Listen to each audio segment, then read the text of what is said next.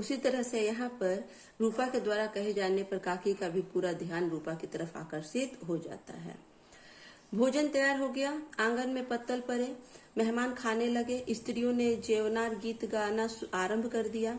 मेहमानों के नाई और सेवागण भी उसी मंडली के साथ किंतु कुछ हटकर भोजन करने बैठे थे, परंतु सभ्यता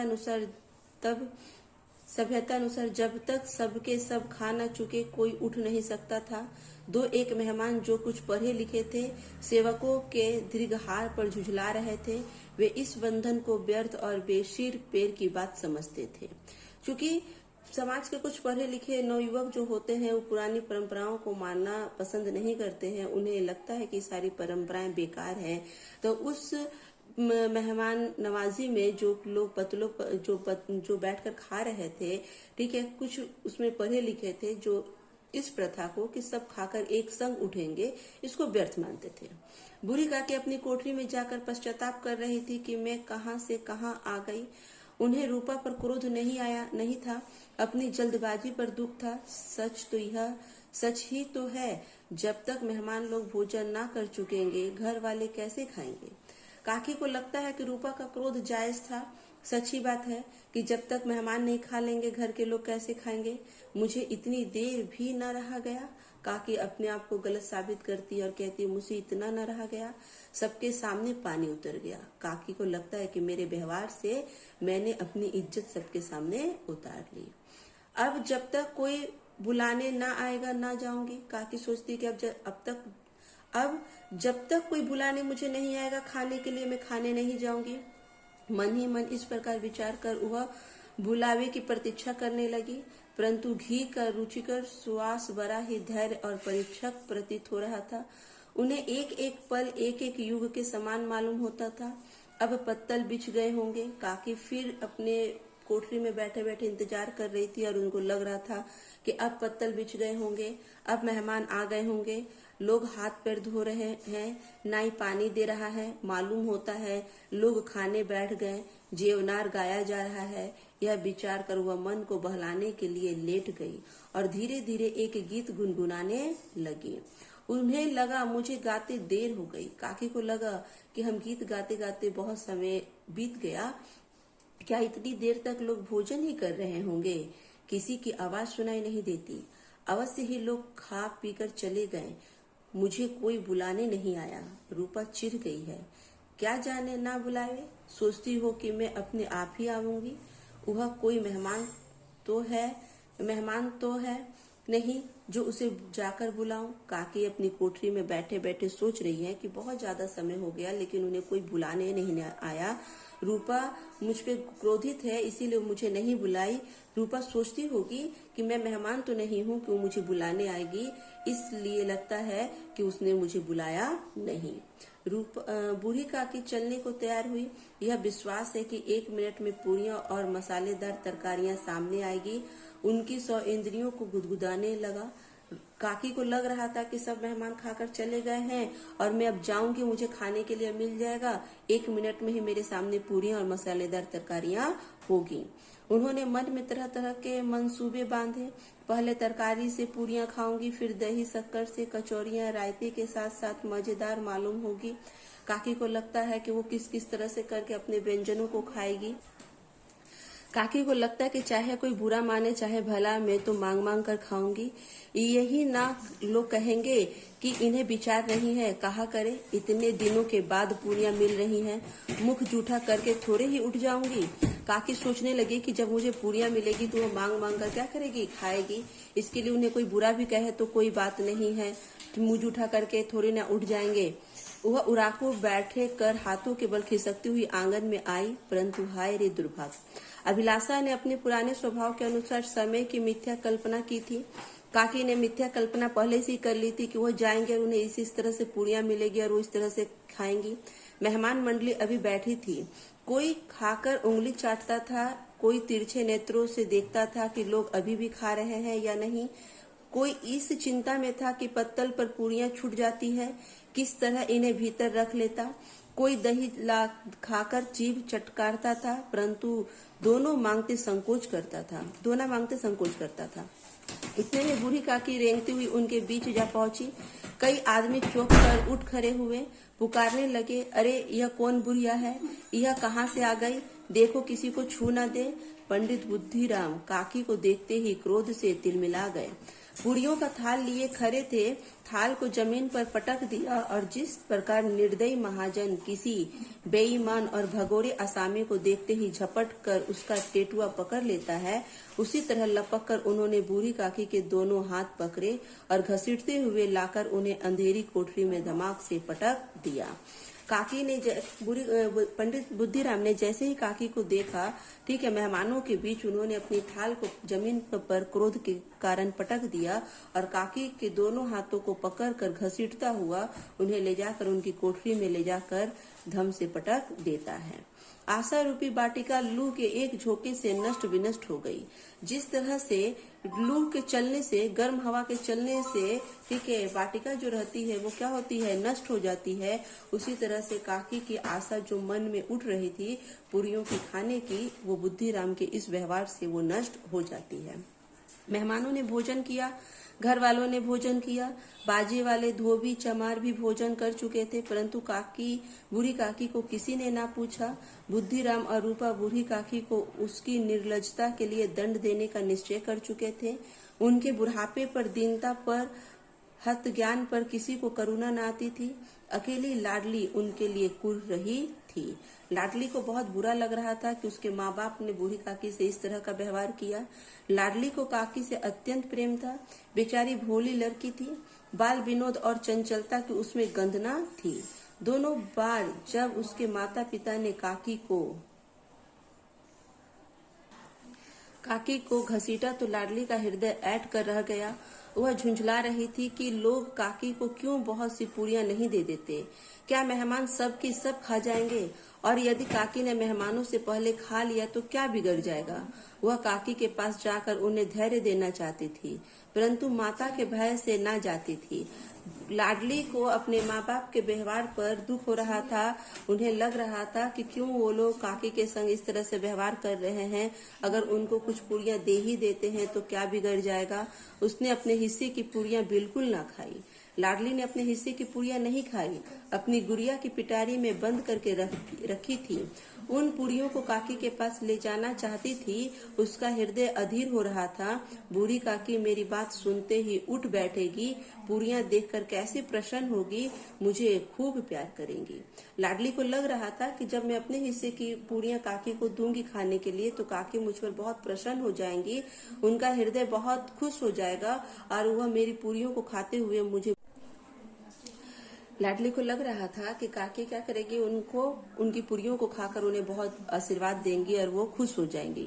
रात के 11 बज गए थे। रूपा आंगन में परी सो रही थी। लाडली की आंखों में नींद न आती थी। काकी को पूरियों खिलाने की खुशी में उसने सोने न देती थी। लाडली बहुत प्रसन्न थी कि वो काकी को क्या करेंगी, पूरियां खिलाएगी। जिन पूरियों के कारण उनके माँ ने, उनके पिता ने उनको इतना भला बुरा कहा, अब लाडली उनको वो पूरियां देख कर क्या होगी, शांति पाएंगी और काकी भी उस पूरियों को खाकर क्या हो जाएंगी, खुश हो जाएंगे और लाडली को बहुत आशीर्वाद देने लगेंगी, प्यार करने लगेंगी। यह खुशी लाडली को सोने नहीं देती है। उसने गुड़ियों की पिटारी सामने रखी थी। जब विश्वास हो गया कि अम्मा सो रही है तो वह चुपके से उठी और विचारने लगी, कैसे चलूं। चारों ओर अंधेरा था, केवल चूल्हे में आग चमक रही थी। चूल्हे के पास एक कुत्ता लेटा हुआ था। लाडली की दृष्टि द्वार के सामने वाले नीम की ओर गई। उसे मालूम हुआ कि उस पर हनुमान जी बैठे हैं। उसकी पूंछ, उसकी गदा, सब कुछ स्पष्ट दिखलाई दे रही थी। मारे भय के उसने आंखें बंद कर ली। इतने में कुत्ता उठ बैठा। लाडली को ठास हुआ। कई सोए हुए मनुष्यों के बदले एक जागता हुआ कुत्ता उसके लिए अधिकतर धैर्य का कारण हुआ। उसने पिटारी उठाई और बूढ़ी काकी को, ठीक है, कोठरी की ओर ले चली, ठीक है, ले चली। बूढ़ी काकी को केवल इतना स्मरण था कि किसी ने मेरे हाथ पकड़कर घसीटे। फिर ऐसा मालूम हुआ जैसे कोई पहाड़ पर उड़ाए लिए जा रहा है। उनके पैर बार बार पत्थरों से टकराए, तब किसी ने उसे पहाड़ पर पटकर वह मूर्छित हो गई। बुद्धिराम के द्वारा जब काकी को मेहमानों के बीच से घसीटता हुआ ले जाया गया तो काकी उस समय उसके व्यवहार से, ठीक है, उसके क्रोध से, या कहें कि उसके पकड़ के ले जाने के जो ढंग था और उसका कोठरी में ले जाकर पटकने का जो ढंग था, वो उस समय क्या हो गए, मूर्छित हो गए और उसे लगा कि कोई उन्हें पहाड़ पर उड़ा लिया जा रहा है। और जब उनके पैर जो है पत्थरों से टकरा रहे हैं और वह कोई पहाड़ पर ले जाकर उनको कोई वहां से पटक देता है और वो मूर्छित हो जाती हैं। जब वे सचेत हुई तो किसी का जरा भी आहट ना मिलती थी। समझा कि सब लोग खा पीकर सो गए हैं, उनके साथ मेरी तकदीर भी सो गई है। रात कैसी कटेगी, राम क्या खाऊं, पेट में अग्नि धधक रही है। हाय किसी ने मेरी सुध ना ली, क्या मेरा ही पेट काटने से धन जुट जाएगा। काकी सोचती है कि सभी खाकर चले गए, किसी ने मुझे खाने के लिए नहीं पूछा। क्या मेरे ही पेट काटने से धन जुड़ जाएगा। इन लोगों को इतनी भी दया ना आती थी कि ना जाने बुढ़िया कब मर जाए, उसका क्यों जी दुखाए। मैं पेट की रोटी ही खाती हूँ कि और कुछ। इस पर यह हाल मैं अंधी अपाहिज ठहरी, ना कुछ सुनूं ना बूझूं। यदि आंगन में चली गई तो बुद्धिराम से इतना कहते ना बनता था कि काकी अभी लोग खा रहे हैं, फिर आना। मुझे घसीटा पटका उन्हीं पुरियों के लिए। रूपा ने सबके सामने गाली दी उन्हीं पुरियों के लिए। इतनी दुर्गति करने पर भी उनका पत्थर का कलेजा ना पसीजा। काकी बैठे बैठे सोच रही है कि इन पुरियों के लिए रूपा और बुद्धिराम दोनों ही उसे क्या करते, अपमानित करते हैं, लेकिन फिर भी कोई उन्हें पुरियां नहीं देता है। वो सोचते हैं कि इनके पत्थर का हृदय इतना करने के बाद भी नहीं पसीजा। सबको खिलाया, मेरी बात न पूछी। जब तब ही ना देती थी तो अब क्या देगी, यह विचार कर काकी निराश में संतोष के साथ लेट गई। ग्लाइंड में से गला भर आता था, परंतु मेहमानों के भय से रोती न थी। सहसा उनके कानों में आवाज आई, काकी उठो, मैं पूरिया लाई हूँ। काकी ने लाडली की बोली पहचानी, झटपट उठ बैठी, दोनों हाथों से लाडली ठीक है को टटोला और उसकी गोद में बैठा लिया। लाडली ने पुड़िया निकाल दी। काकी ने पूछा, क्या तुम्हारी अम्मा ने दी है। लाडली जो है वो पुड़िया लेकर काकी के पास पहुंची है। लाडली पुड़िया लेकर काकी के पास पहुंची है और उसे उठाकर पुड़ियों को दे रही है उनको खाने के लिए। बूढ़ी काकी पूछती है कि ये क्या पुड़िया तुम्हारी अम्मा ने दिया है। लाडली ने कहा, नहीं, ये मेरे हिस्से की है। काकी पुड़ियों पर टूट पड़ी। 5 मिनट में पिटारी खाली हो गई। लाडली ने पूछा, काकी पेट भर गया। जैसे थोड़ी सी वर्षा ठंड के स्थान पर और गर्मी पैदा कर देती है, उसी भांति इन थोड़ी सी पुड़ियों ने काकी की क्षुद्र और इच्छा को उत्तेजित कर दिया था। जिस तरह से बहुत ज्यादा गर्म हो और थोड़ी सी वर्षा हो जाने पर गर्मी और बढ़ जाती है, उसी तरह से काकी का हृदय इन पुड़ियों को खाकर और उत्तेजित हो जाता है और उद्विग्न हो जाता है, व्याकुल हो जाता है, वो और पुड़ियां खाने के लिए बेचैन हो जाती हैं। बोली, नहीं बेटी, जाकर अम्मा से और मांग लाओ। लाडली ने कहा, अम्मा सोती है, जाऊंगी तो मारेगी। काकी ने पिटारी को फिर टटोला, उसमें जो खुरचन गिरे थे उन्हें निकालकर वे खा गई। बार बार होठ चाटती, चटकारे मारती थी। काकी को पुड़ियों से संतुष्टि नहीं मिलती थी, वो बार बार चटकारा लेती थी। ठीक है, हृदय ममोस रहा था, पुड़ियां कैसे खाऊं। संतोष सेतु जब टूट जाता है तब इच्छा का बाहो अपरिमित हो जाता है। उनकी संतोष सेतु जो थी वो टूट चुकी थी, क्योंकि थोड़ी सी पुड़ियां पाकर वो और व्याकुल हो गई थी पुड़ियों के लिए। मतवालों को मद का स्मरण कराना उन्हें मतांध बनाता है। काकी का काफी अधीर मन इच्छा के प्रबल बहाव में बह गया। उचित और अनुचित का विचार जाता रहा। वे कुछ देर तक उस इच्छा को रोकती रही। सहसा लाडली से बोली, मेरा हाथ पकड़कर वहां ले चलो जहां मेहमानों ने बैठकर भोजन किया है। लाडली उनका अभिप्राय समझ न सकी। उसने काकी का हाथ पकड़ा और ले जाकर जूठे पतलों के पास बिठला दिया। दीन क्षुद्रातुर हत ज्ञान बुढ़िया पतलों से पुड़ियों के टुकड़े चुन चुन कर भजन करने लगी। ओह, दही कितना स्वादिष्ट था, कचौरियां कितनी सलोनी, खस्ता कितने सुकोमल। काकी जब थोड़ी सी पुड़ियों को खाकर और व्याकुल हो जाती खाने के लिए, तो वो लाडली के संग जूठे पतले जहाँ फेंके रहते वहां पहुंच जाती है और जूठे पतलों पर से भोजन को उठा कर खाती है और कहती है कि कितना स्वादिष्ट कचौरियां थी, कितनी सलोनी, खस्ता था, सुकोमल था। काकी बुद्धिहीन होते हुए इतना जानती थी कि मैं जो काम कर रही हूँ मुझे कदापि नहीं करना चाहिए। काकी को पता था कि वो जो जूठे पतलों पर से भोजन को उठाकर कर रही है उसे ऐसा नहीं करना चाहिए था। मैं दूसरे के जूठे पत्तल चाट रही हूँ, परंतु बुढ़ापा तृष्णा रोग का अंतिम समय है। जब संपूर्ण इच्छाएं एक ही केंद्र पर आ जाती है तो बूढ़ी काकी का यह केंद्र उसकी 100 इंद्रियां थी। ठीक उसी समय रूपा क्या खुली। उसे मालूम हुआ कि लाडली मेरे पास नहीं है। वह चौकी चारपाई के इधर उधर ताकने लगी कि कहीं नीचे तो नहीं गिर गई। उसे वहां ना पाकर वह उठ बैठी तो क्या देखती है कि लाडली जूठे पतलों के पास चुपचाप खड़ी है। बूढ़ी काकी पतलों पर पूरियों के टुकड़े उठा उठा कर खा रही है। रूपा का हृदय सन्न हो गया। किसी गाय के गर्दन पर छुरी चलते देखकर जो अवस्था उसकी होती है वही उस समय हुई।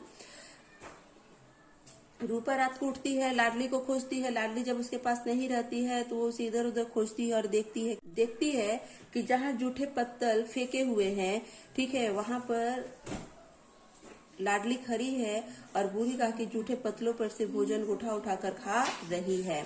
यह देखकर उसका हृदय सन्न हो जाता है, जिस तरह से गाय के गर्दन पर छुरी चलते देखकर होता है। एक ब्राह्मण ने दूसरे जूठे पत्तल रटोले। इससे अधिक शोकमय दृश्य असंभव था। पूरियों के कुछ ग्रासों के लिए उसकी चचेरी सास ऐसा प्रतीत अनिष्कृष्ट कर्म कर रही है।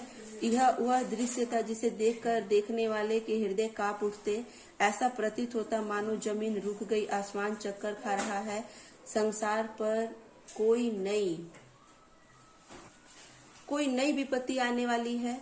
रूपा यह दृश्य देखकर उसे लगता है, ठीक है, कि ये घृणित कार्य आज जो हुआ है इसके लिए क्या होगा, कोई विपत्ति आने वाली है, इसके लिए ईश्वर उसे दंड देगा। रूपा को क्रोध न आया। शोक के सम्मुख क्रोध कहाँ। करुणा और भय से उसकी आंखें भर आई। इस अधर्म के पाप का भागी कौन है। उसने सच्चे हृदय से गगन मंडल की ओर हाथ उठाकर कहा, परमात्मा मेरे बच्चे पर दया करो। इस अधर्म का दंड मुझे मत दो, नहीं तो मेरा सत्यानाश हो जाएगा। रूपा को अपनी स्वार्थपरत और अन्याय की इस प्रत्यक्ष रूप में कभी न दिखाई पड़ा। रूपा का हृदय डर से भर जाता है। उसको लगता है कि आज जो घृणित कार्य हुआ है इसके लिए ईश्वर उसे क्षमा नहीं करेगा। वह सोचने लगी, हाय कितनी निर्दयी हूँ मैं, जिसकी संपत्ति से मुझे 200 रुपये वार्षिक आय हो रही है, उसकी यह दुर्गति और मेरे कारण। हे दयामय भगवान, मुझसे भारी चूक हुई, मुझे क्षमा करो। आज मेरे बेटे का तिलक था, सैकड़ों मनुष्यों ने भोजन पाया, मैं उनके इशारे की दासी बनी रही, अपने नाम के लिए सैकड़ों रुपए व्यय कर दिए, परंतु जिसकी बदौलत हजारों रुपए खाए उसे इस उत्सव में भर पेट भोजन न दे सकी। अब रूपा को अपने किए गए कार्यों पर अफसोस होता है। उसको लगता है कि जिसकी संपत्ति के बदौलत आज सभी ने खाया, उसी संपत्ति के मालिक को मैंने भरपेट भोजन नहीं दिया, केवल इस कारण कि वह वृद्धा है, असहाय है। रूपा ने दिया जलाया, अपने भंडारे का द्वार खोला और एक थाली में संपूर्ण सामग्री सजाकर लिए हुए बूढ़ी काकी की ओर चली।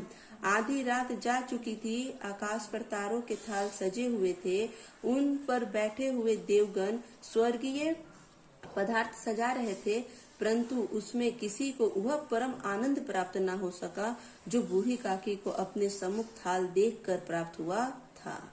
काकी के लिए रूपा फिर से क्या करती है, थाल सजाती है। रूपा को अपने कार्य पर ग्लानि होती है। वो अपने भंडारे में जाती है, एक थाल में सारे व्यंजनों को सजाती है, ठीक है, और लेकर काकी के पास जाती है और काकी के सम्मुख रखती है। रूपा ने कंठ अवरुद्ध स्वर में कहा, काकी उठो, भोजन कर लो, मुझसे आज बड़ी भूल हुई, उसका बुरा ना मानना। परमात्मा से प्रार्थना कर दो कि वह मेरा अपराध क्षमा कर दे। भोले भोले बच्चों की भांति जो मिठाइयाँ पाकर और तिरस्कार सब भूल जाते हैं, बूढ़ी काकी बैठी हुई खाना खा रही थी। उनके एक एक रोए से सच्ची सदी इच्छाएं निकल रही थी और रूपा बैठी इस स्वर्ग दृश्य का आनंद लूटने में निमग्न थी। काकी उस व्यंजन को पाकर रूपा और पंडित बुद्धिराम के द्वारा किए गए अपराध को, अपमान को भूल जाती है और भोजन करना शुरू कर देती है। अब मानो कि उसके रोए रोए जो हो वो रूपा को क्या कर रहे हो, आशीष दे रहे हो।